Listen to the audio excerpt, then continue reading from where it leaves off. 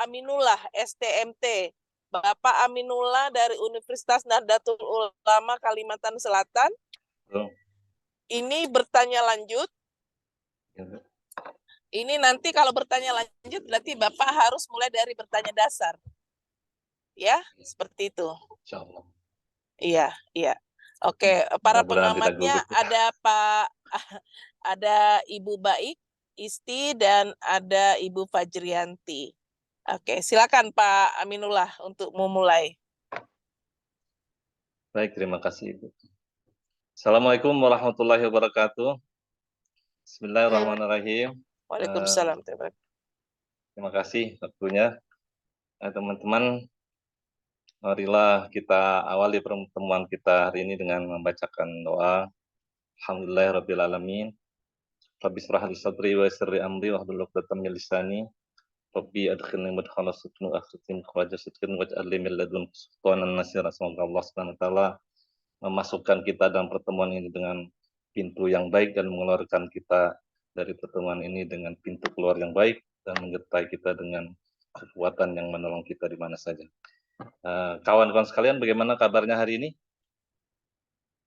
Sebelum saya bagi screen, saya ingin hadir dulu di ruang pikiran Anda ya. Saya ingin menyapa dulu. Ada yang sakit hari ini? Pak Mas Alpin, bagaimana kabarnya? Alhamdulillah baik-baik. Alhamdulillah, senyumnya sempurna. Rezeki gimana hari ini Mas Alpin? Bagus Lancar, ya. lancar. Tidak terpengaruh tanggal tua ya? Ya, cukup untuk bertahan. Iya, bagus. Ya, mudah-mudahan kita selalu dilindungi oleh Tuhan Yang Maha Kuasa. Kemudian saya ingin pantun sedikit ya. Buah durian jatuh di tanah basah. Jatuh di sini dengan kerasnya. Sepekan sudah kita berpisah. Hari ini, aduhai senang bisa berjumpa.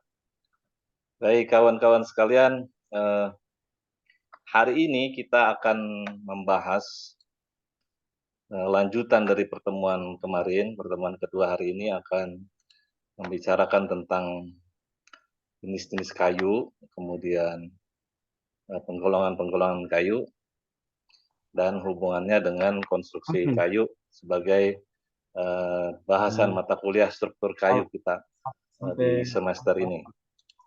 1, 2, 3, 4, 5, 6, 7. Alvin saja. Baik, saya akan coba bagi screen. Share screen-nya ya. 8. Iya. Masuk? Hah? Oh ya.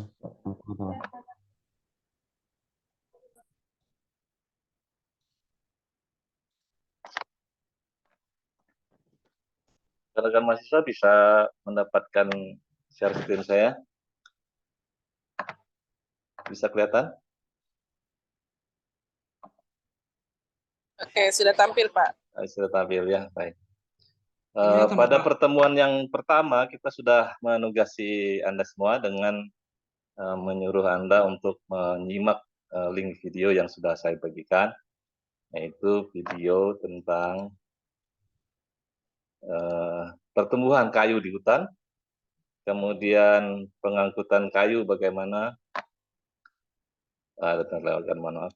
kemudian bagaimana kayu ditebang, kemudian bagaimana memproduksinya sebagai bahan gelondongan di hutan ya, baru kemudian yang kecil-kecil bisa dibawa, diangkut, lalu diolah lagi, diperhalus lagi di pabrik yang ada di kota.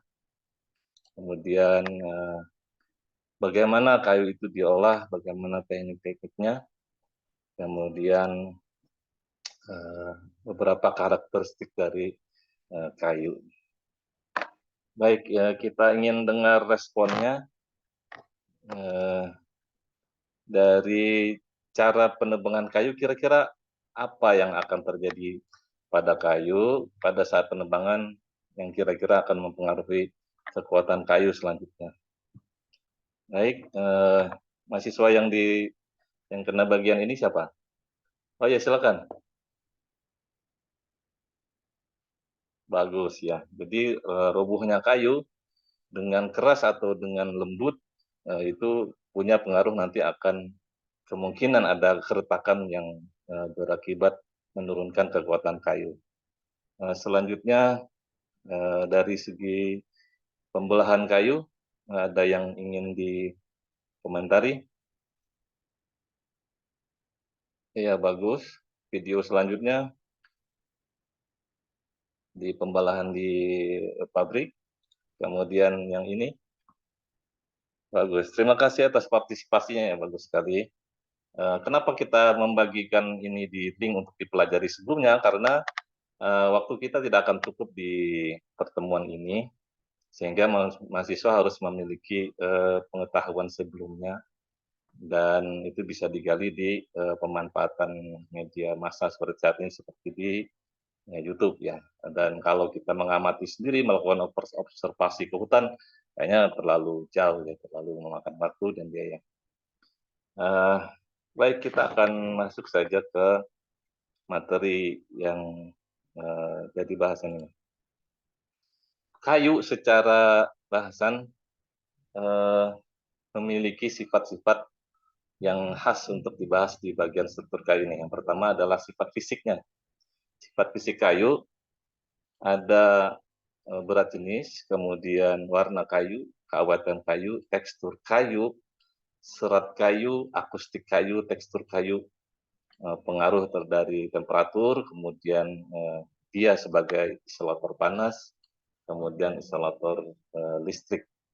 Nah, ini karakteristik kayu yang nanti akan kita olah, akan kita layani sebagai sebuah struktur. Selanjutnya, sifat-sifat fisik kayu dapat kita saksikan seperti ini ya. Ada beberapa hal, misalnya berat jenis, kemudian berat jenis ini akan menggolongkan kayu jadi beberapa bagian. Pertama, kayu yang sangat berat, kemudian kayu berat saja, dan agak berat, yang terakhir ringan. Masing-masing punya tujuan. Kalau yang berat itu fungsi biasanya dia akan punya sifat yang kuat, kemudian awet dan seterusnya. Sementara yang agak ringan cenderung untuk tidak kuat atau rapuh. Tapi juga punya manfaat sendiri-sendiri, seperti yang ringan itu untuk tutup botol dan seterusnya. Ya, insya Allah Allah menciptakan sesuatu tidak dengan sia-sia. Ma khalaqta hadza batilan. Kawan-kawan sekalian, kemudian karakteristik kedua adalah warna kayu. Warna kayu bisa memberikan identifikasi tentang kekuatan kayu. Kita bisa lihat di bagian ini. Selanjutnya, kawetan kayu adalah hal yang juga kita harus perhatikan. Misalnya saja kita sudah desain bagus-bagus, ternyata tidak bertahan lama gitu. Kemudian sifat-sifat kayu yang selanjutnya adalah serat kayu. Serat kayu memungkinkan kayu itu memiliki kompaksi dengan yang lainnya dalam menahan beban, itu bagus atau tidak. Lalu ada akustik kayu, lalu akustik kayu tidak terlalu banyak di struktur sebenarnya, cuma untuk kebutuhan-kebutuhan khusus, misalnya saja alat musik yang akan mempengaruhi bunyinya, tapi di struktur kurang dipakai. Lalu resonansi dan sifat konduktor atau tidaknya kayu. Baik, itu bagian pertama. Sampai di sini bisa diikuti kawan-kawan sekalian. Baik, kalau ada pertanyaan langsung saja ditanyakan ya. Kalau tidak ada, saya lanjutkan di sifat yang kedua, yaitu sifat higroskop. Kemudian di bagian ini hanya ada dua penjelasannya. Ya. Yang pertama, pengaruh dari kadar lengas, itu keberadaan air di dalam batang kayu, kemudian sifat kembang susutnya kayu. Nah, ini kalau yang sedang bangun rumah mungkin harus peduli ini ya. Ini kawan-kawan yang mulai hidup baru, bikin rumah dan terbuat dari bahan kayu, harus cermat. Pilihlah kayu yang kering, karena dua sifat ini berhubungannya dengan air akan membentuk kayu itu menjadi bentuk yang awet, yang tetap dalam kondisi seperti itu, atau dia kembang susut nanti ya, dia melengkung-melengkung karena sudah dipasang dalam keadaan basah dan mengering dan berubah bentuk. Kemudian sifat yang tadi kita jelaskan sebagai berikut. Lalu dari kembang susut ini akan kita lihat ya, dia dipengaruhi oleh bentuk seperti ini. Nah, ini adalah awal dari kisah kembang susut tadi ya. Kalau dari foto ini, kira-kira pengaruhnya di mana? Bisa dimulai dari itu, yang tengah itu duduk tuh. Siapa itu? Jokowi. Nah, oke. Jokowi ini pengaruhnya apa, Jokowi? Iya, benar. Jadi cara kita mengambil potongan kayu di bagian-bagian tampang seperti ini, tampak di atas ya, tampak di pemotongan. Dari arah T ini maksudnya tangan sial. Kemudian dari arah radial dan dari arah longitudinal akan sangat mempengaruhi dari kekuatan kayu. Karena mutu kayu, sebagaimana kita ingat dari pertemuan pertama, tiap bagian kayu itu berbeda antara di dalamnya sampai dengan di luarnya. Mutu kayu, kekuatan kayu berbeda-beda. Jadi yang bagian putih ini bagian yang kuat, yang ini bagian hati kayu cenderung untuk melemah. Kemudian dari sini kita bisa lihat dulu ya visualisasinya. Bagaimana sih pengaruh cara pemotongan kayu itu. Saya akan ganti dengan screen yang lain. Oke.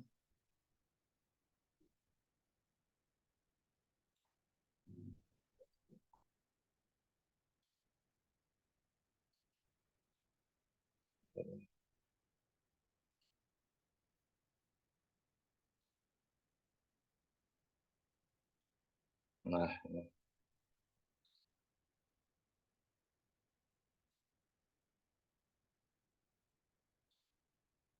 Sudah kelihatan kawan-kawan? Sudah. Sudah. Baik rekan mahasiswa, ini adalah pemotongan kayu menjadi bagian-bagian yang siap dipasang di sebuah konstruksi. Ini kebetulan di bagian 2/3-nya ya, dari diameter. Nah, Anda bayangkan kalau misalnya diameternya ini 50 cm dan kayu yang dibutuhkan itu berlebarnya 20 saja, maka satu potongan menghasilkan berapa keping papan misalnya ya. Dan kecenderungan para pekerja ini untuk melakukan pemotongan itu yang seefisien mungkin sehingga hasilnya banyak. Ya, mengorbankan nilai-nilai keutuhan kayu pada sudah siap jual ya, terus yang siap pakai. Ya, mungkin ada bengkok-bengkok, ada bagian lingkaran luar yang termasuk. Maka itulah yang nanti yang akan menjadi cacat kayu yang mengurangi nilai kekuatan kayu. Nah, dari sini saya ingin reaksi kawan-kawan, kira-kira apa saja bagian yang menjadi terabaikan pada saat pemrosesan kayu, mengolah dari bentuk gelondongan besar ini ke bentuk-bentuk yang dibutuhkan di konstruksi. Ya, ini pertanyaannya, apa saja yang menjadi kelemahan kayu pada saat pemrosesan seperti ini? Satu contohnya, Ahmad. Iya, betul. Kemudian ada lagi yang menambahkan?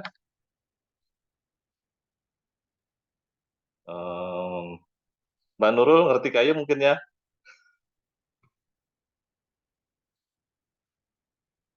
Iya. Terus setelah Dikit, setelah disampaikan ini, kira-kira yang mempengaruhinya terhadap kekuatan di bagian mananya? Kenapa dia disebut sebagai cacat? Nah, ini di bagian atas nih menjadi sampah nanti ya, kalau dia memang dipotong dengan bagus. Tapi kalau pabrikannya rakus, dia masih akan memanfaatkan bagian itu untuk bisa dijual.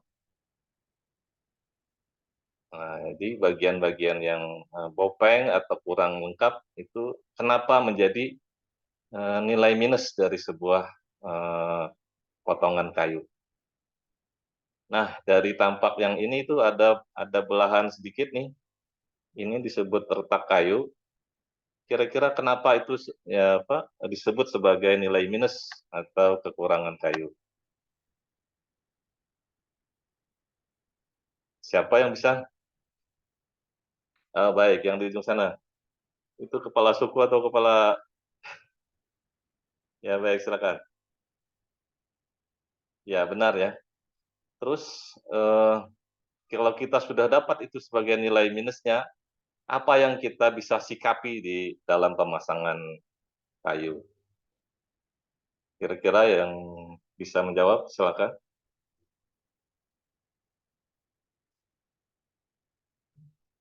Iya, benar. Kita tidak boleh menaruh cacat-cacat itu di bagian yang paling kritis ya, yang paling kritis misalnya di bagian tengah-tengah dari sebuah pembebanan, karena itu akan riskan. Sebaliknya kita bisa menaruhnya atau memasangnya di bagian yang sedikit saja terbebani, misalnya di lantai itu di bagian pojok-pojoknya atau yang dekat dengan sandaran batang di bawah. Baik, kita cukupkan videonya ya. Nah, atau ada lagi yang ingin menambahkan? Ada yang di sini bapaknya atau omnya itu tukang kayu? Ada? Nah, tukang kayu itu akrab dengan Tidak kita. ada, Pak. Tidak ada. Tukang kayu itu Tidak akrab ada, Pak. dengan kita sejak kecil ya. Karena anak saya diajari, katakan padaku, hai tukang kayu, bagaimana caranya menebang kayu. Nah, begitu ya. Jadi tukang kayu akrab dengan kita dan kita membuat suatu konstruksi entah itu rumah dan bangunan berawal dari kayu biasanya sebelum berubah menjadi tren beton dan bahan-bahan yang lain. Selanjutnya saya ganti screen dulu. Kembali ke materi tadi. Nah, ini tadi apakah dia memotong secara tangensial, apakah dia secara radial atau longitudinal akan mempengaruhi kekuatan kayu. Tapi biasanya memang kita tidak bisa memilih banyak di lokasi penjualan. Kita hanya bisa pesan, kalau pesan biasanya dengan harga yang lebih mahal. Yang bisa kita lakukan setelah kita beli ya kita menempatkan di bagian mana itu bisa dipasang. Baik, selanjutnya adalah sifat-sifat mekaniknya. Setelah yang pertama tadi sifat apa? Sifat fisik. Yang kedua adalah sifat mekaniknya. Sifat mekanik pertama, ini kelihatan ya saya bagi ini. Iya Pak, lanjut Pak. Kelihatan ya. Pertama adalah hubungan arah serat dan arah gaya. Kemudian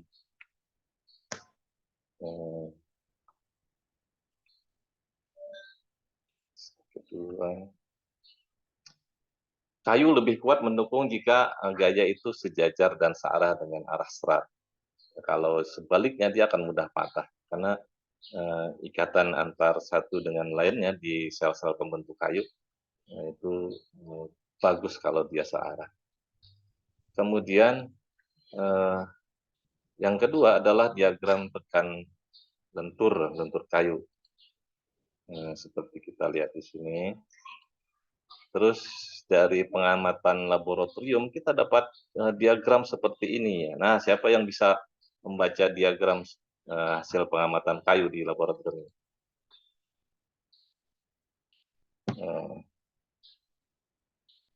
Mas siapa ini?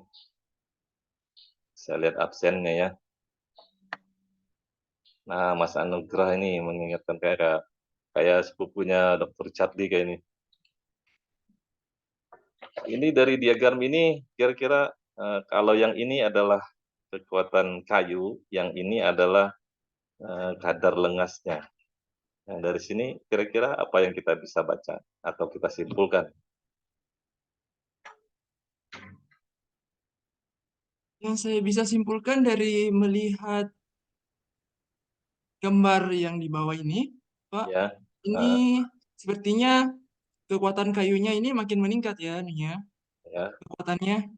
Kalau Yang A ini kemudian dia makin tinggi. Jadi saya berpendapat bahwa kekuatan kayunya itu dia paling tinggi ya. Seperti itu, Bapak. oh iya betul, benar ya. Bagus sekali, terima kasih partisipasinya.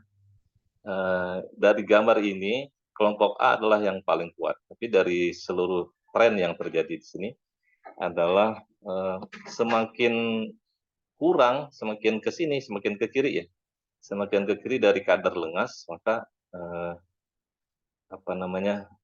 kekuatan kayu semakin tinggi, semakin banyak dia semakin turun. Nah, kalau begitu, Mas Anugrah, kita akan pilih kayu yang basah atau pilih kayu yang kering? Dari dia Lebih memilih kayu yang kering, Bapak. yang kering ya. Yang lebih lentur. Enggak, kalau basah itu akan mudah lentur. Kalau kering cenderung dia tahan terhadap beban lentur dan sebagainya. Terus kira-kira kalau apesnya kita dapat di kayu yang basah, apa kira-kira yang bisa kita lakukan di lapangan supaya menghindari kerusakan struktur seperti itu terhadap kayu ya? Kita kebetulan dapat kayu yang basah, terus kira-kira apa solusinya agar kita bisa pasang? Bisa? Atau dibantu yang lain? Yang Mungkin bisa dikeringkan di bawah terik matahari, Bapak. oh iya, betul sekali, di terik matahari ya, benar, dijemur. Nah, sekarang saat ini musim apa ini? Bulan Desember. Hujan. Hujan ya. Masih kemarau di tempat saya. Oh iya. Nah, September ceria udah berlalu nih. Nah, masuknya adalah dari bulan kemarin November rain nih. November rain sudah masuk, Desember ini Desember flood ya, Desember banjir. Nah, kalau kita sedang bekerja pada saat di musim seperti ini, sementara kita terbatas waktu, nggak bisa jemur, nggak bisa tunggu bulan kering, atau dibawa dulu ke tempatnya Mas Anugrah biar kering, ini nggak bisa. Kira-kira ada nggak usaha untuk mengeringkan kayu pada saat musim hujan? Di oven, Pak. Nah, ini siapa nih? Saya tidak lihat siapa yang reaksi tadi. Jadi sore Ibu Sri ya? Yang bilang open tadi? Saya, Pak. Oh, Ibu Sri. Ya, saya mau tanda. Bu Nurul. Oh, Ibu Nurul. Oh iya, Ibu Nurul. Nomor absen berapa, Ibu? 36, Bapak. Ya, saya mau tandai biar Ibu Nurul nggak usah ikut UTS, sudah lulus dia. Wah, terima kasih Wah, Pak. mantap. Oh iya, bagus. Jangan-jangan Ibu Nurul ini orang tuanya tukang kayu ya? Tetangga saya Pak. Oh, pantas tahu ya. Baik, memang benar ya, di teknologi kayu ada istilahnya open untuk kayu. Jadi ada sebuah ruangan besar, dimasukkan kayu-kayu, dengan itu kita tetap bisa bekerja di musim apapun. Tapi memang tidak bisa semua daerah memiliki itu, tergantung dari dukungan daerah sebenarnya. Biasanya untuk sentra-sentra industri kayu di Jogja, kemudian Jepara itu disediakan itu. Jadi pengusaha membawa kayunya ke sana, kemudian membayar jasa pengeringan itu dengan nominal yang saya kurang tahu. Selanjutnya, atau di sini ada yang ingin ditanyakan dulu sampai di sini? Nggak ada ya, kira sudah jelas. Lalu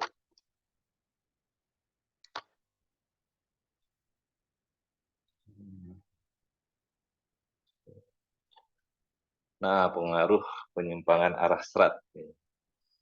Serat kayu tadi sebagaimana sudah dijelaskan di awal berpengaruh. Yang terakhir yang saya ingin sampaikan di sini, yang rekan mahasiswa kenal semua, ini istilahnya mata kayu.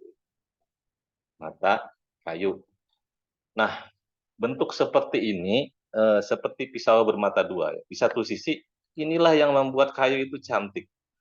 Dia tidak monoton sebagaimana beton, tapi dia punya urat-urat yang membuat estetika indah dan seterusnya. Yang buat kayu itu bernilai mahal. Tapi di sisi lain, ini adalah kecelakaan buat kayu, karena disinilah nilai lemahnya ada. Jadi kita harus bijak dalam membuat sebuah desain, menampilkan eksotika di daerah yang di situ tidak banyak pembebanan yang terjadi. Ya, jadi harus pintar-pintar memilih bahan ini ya, dan di mana daerah yang rawan itu kita bisa lihat dari mata kuliah lainnya tentang analisis struktur, mekanika bahan dan lain-lain. Demikian ya, saya sudah sampai di penghujung acara kita hari ini. Saya ingin simpulkan sedikit, atau saya tanya dulu dengan beberapa mahasiswa, ada yang bisa menyimpulkan kegiatan kita hari ini? Iya, kita sudah menggolongkan beberapa jenis kayu dan menempatkannya pada kelas-kelas sendiri ya. Dan untuk kalian ketahui, inilah dasar buat pertemuan berikutnya, karena dari perhitungan berikutnya itu akan mengacu kepada kelas-kelas ini. Ketika kita menghitung suatu pembebanan, kita butuh kayu dengan kekuatan sekian, maka kita ambil dari golongan yang mana. Kenapa? Karena kalau kita mengambil di golongan, kebutuhan kita adalah kayu yang kuat, terus kita mengambil di bagian yang lemah, maka itu akan hancur strukturnya. Sebaliknya kalau kita sebenarnya bebannya ringan-ringan saja, kita ambil kayu yang kuat, kita boros uangnya, begitu. Jadi konstruksinya agak mubazir. Kira-kira itu penutupnya ya. Bagus sekali reaksi teman-teman. Dan untuk lebih penguasaan kalian terhadap materi ini, saya akan menugaskan kalian untuk pertemuan berikutnya membuat kesimpulan dari tugas menelaah video yang linknya sudah saya bagikan kemarin dan kita tampilkan tadi, untuk dilaporkan dalam laporan yang seperti format program studi kita kasih.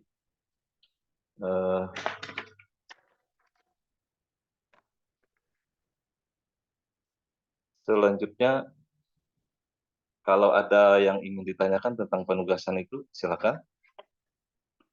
Tugas dilakukan selama sepekan dan akan dikumpulkan pada pertemuan yang akan datang.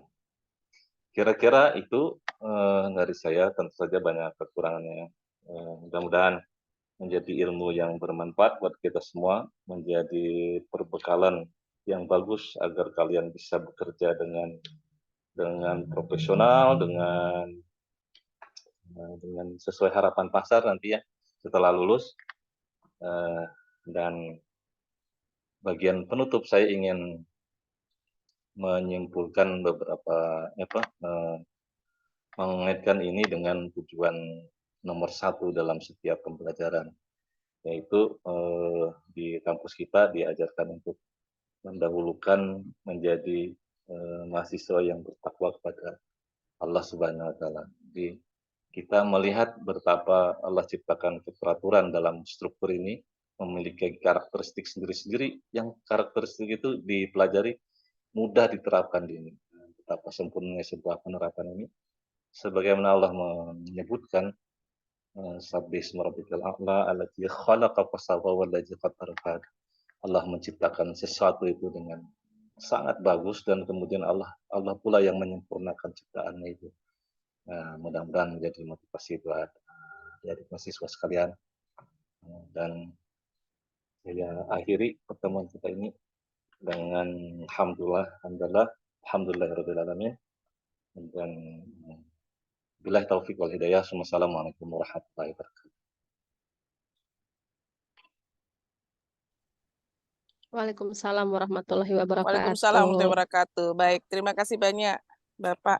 Mohon maaf Bapak dan Ibu, saya lagi di luar ruangan. Jadi tadi kalau pakai kacamata jadi hitam. Oke, baik, terima kasih. Kita Ibu. dengarkan dulu para pengamat. Silakan. Oke, baik. Terima kasih Ibu atas kesempatannya.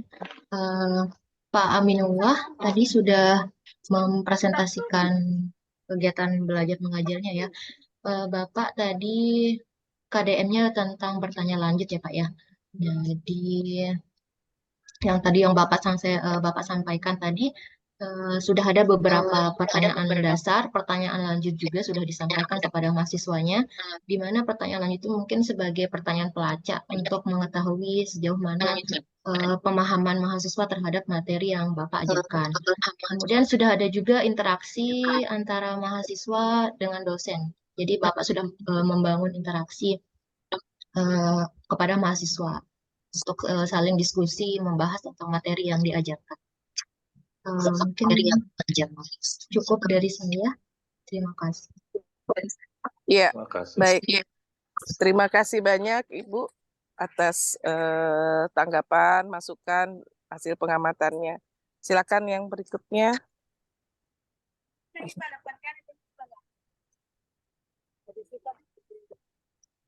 Silakan.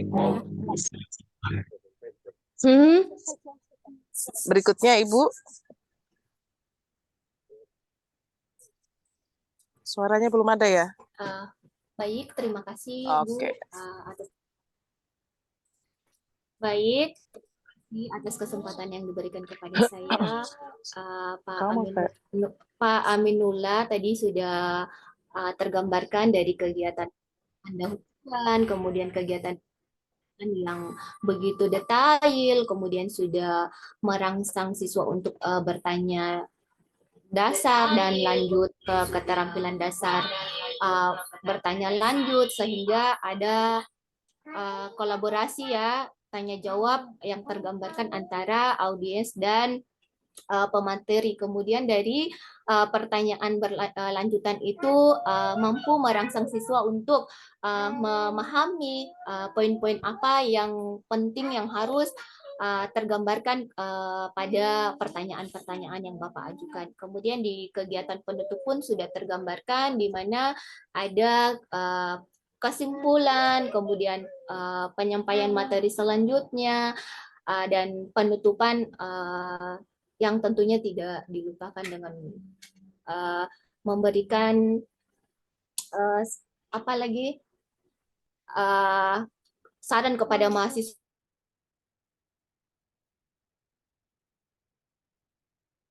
Suaranya hilang ya? Halo? Halo? Iya, Ibu, hilang suaranya, Bu. Hilang suaranya, iya. Saya pikir cuma di saya. Oke, berarti oke, baik. Dari saya ya, Bapak dan Ibu ya. Iya, Bu. Nah, dari saya Bapak dan Ibu, saya senang dengan cara Pak Aminullah menyampaikan pertanyaan. Karena based on apa yang menjadi visual dari mahasiswanya. Kan dilihat dulu kan, pertanyaan Bapak tadi tuh banyak muncul dari tayangannya, ya kan, Betul. dari gambar. Ya, mulai dari yang baik itu picture, frozen picture maupun yang moving picture, yang video tadi. Nah, itu saya lihat tadi ya, jadi banyak sekali. Dan itu menurut saya menarik karena langsung saja muncul kan ada acuannya kan gitu kan, ada batasannya, kemudian ada skemata yang diberikan kepada mahasiswa untuk menjawab pertanyaan Bapak. Nah, itu menurut saya cara yang menarik untuk mengajukan pertanyaan. Nah, mungkin nanti kalau mau dikembangkan pertanyaan itu bisa saja menjadi pertanyaan untuk the whole class ya, artinya untuk seluruh kelas bisa memperoleh pertanyaan yang sama ya. Jadi setelah melihat video, tayangan video ataupun gambar, mahasiswa bisa mengajukan pertanyaan. Ya, seperti itu Pak Aminullah. Tapi Terima well done kasih. ya, Bapak sangat menguasai tadi sampai ada Pak Jokowi ya jadi mahasiswanya ya. Iya, Ya tukang nggak kayu kan apa-apa. dia. Kan dia juga dari kehutanan ya, kalau nggak salah. Benar, Kehutanan Ibu. apa pertanian? Iya, dari UGM kan, kehutanan ya. Jadi udah bener. Berarti mahasiswanya mungkin dulu. Ya, nggak apa-apa. Jadi mahasiswa imajinernya Amin. Pak Aminullah. Amin. Bapak di Kalimantan ya? Benar, Bu. Tempat saya banyak kayunya. Banyak kayunya ya, tapi jangan sampai habis Pak. Makanya sekarang kan sudah ada artificial wood ya, sudah ada Betul. kayu artificial ya. Benar. Oke, baik. Terima kasih banyak Bapak Pak Terima Aminullah. kasih. Terima kasih. Oke, baik. Bapak dan Ibu kita boleh break ya, karena saya ada di outdoor. Saya minta break 15 menit boleh ya? Bapak Iya, dan Bu. Ibu Silakan. boleh Boleh, Bu. ngopi dulu, Silakan. boleh sarapan dulu, nanti kita lanjutkan ya.